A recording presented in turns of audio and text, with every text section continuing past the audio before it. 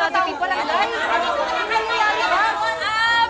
Pasensya na po, pero wala pong supply po ng gamot po dito. Wala? Wala, pero bakit? Di ba may budget naman ng barangay natin para sa mga health centers natin? Meron naman po, kaya lang hindi rin po namin alam kung bakit ubos po yung pondo. Imposibleng maubos yun. Pwera na lang kung kinurakot. Kasi nga po sa school namin eh, yung budget para sa mga upuan, bigla ring naglaho na parang bula. Diyos ko, nangyari? Ano ba talaga nangyayari sa barangay na? Taas po na lagat niya. Ate Candice, Dali! May service kami po doon. Tara na O, tara na. Sige na, ingat kayo. O eto po bunga to ng malasakit at pagmamagandang loob namin ni Tita Gob, syempre para sa inyo. Kaya wag na wag niyo po kami kakalimutan sa eleksyon, ha? Opo. Ayan. Asahan niyo po na solid ang boto namin sa partido niyo. Ay! Maraming salamat naman. Sigurado na ang panalo mo sa susunod na eleksyon. Congrats! Hindi. Congrats sa ating lahat. Paldo na naman kayo pag ako ulit yung naupo sa pwesto. sabi ko na nga ba, Kap, kurap ka eh.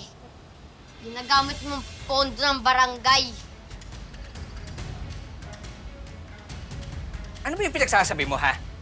Huwag ka na magmaang-maangan, huling-huli ka na, oh. Masama yung ginagawa niyo. Pwede kayong makasuhan yan. Ha? Talaga? Kahit dalawang epal na magkapatid kayo? Kung naiinggit kayo, aba, pumila kayo. Pero doon na sa likod ng pila, kakarating nyo lang. Bakit po kami maiinggit? Eh, masama nga yung ginagawa niyo. Galing pa yan sa nakaw. Nakaw? Seryoso yung aligasyon nyo, Baka kayo buweltahan ko. Narinig namin ang sinabi mo. Kinuha mo yung pondo para sa kampanya mo. Sinungaling ka! Kayo, kalit ka rin nyo nga to! Sandali!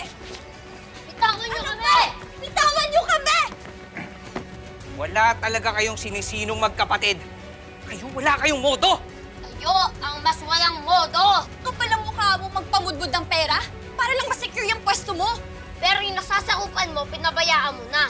Kasi wala kang ginawa kung hindi ubusin ang pera ng mga taong bayan. Ikaw, hayop ka talagang batang burang ka! Kuya! Kuya! Kuya! Kuya! Ano ba? Bitawan niyo kami! Nasasaktan na kami! Balang araw, may expose yung ginagawa mong kalokohan sa pondo ng barangay. Wala akong alam dyan sa sinasabi nyo. Nasaan yung pondo para sa health center? Nasaan yung pondo para sa eskwelahan? Nasaan pondo ng lahat? Nasaan na? Aminin mo na rin na isinadya mong hindi ipahakot ang basura sa lugar namin. Para paghigantihan kami ni Kuya. Pati na rin yung mga tao sa lugar namin na hindi bumoto sa'yo. Hindi totoo yan! Totoo yun. Buong bayan natin, sa lugar namin nakakuha ang partido nyo ng lowest vote. Kaya kami yung least priority nyo sa proyekto. Kayong dalawa. Pinaglihi ba kayo sa sama ng loob? Alam niyo, ito na lang. Kaysa sa kalabanin niyo ko, ba't hindi na lang kayo kumampi sa akin?